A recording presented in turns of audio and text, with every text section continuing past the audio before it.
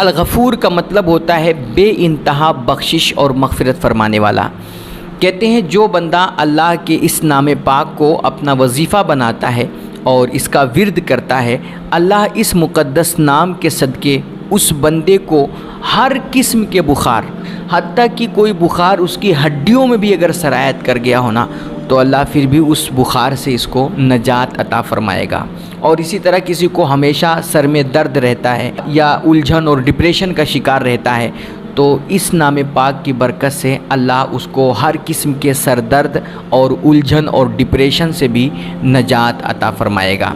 اس کی برکت سے اللہ دلوں کی سیاہی بھی دور کر دیتا ہے، اور اگر کوئی متواتر مسلسل اس نام پاک کا وظیفہ کرے تو اللہ اس بندے پر بڑا خاص کرم فرماتا ہے اور اسے اپنی چادر رحمت میں ڈھانپ لیا کرتا ہے۔ وہ بندہ جہاں بھی رہتا ہے اللہ کی حفاظت میں رہتا ہے،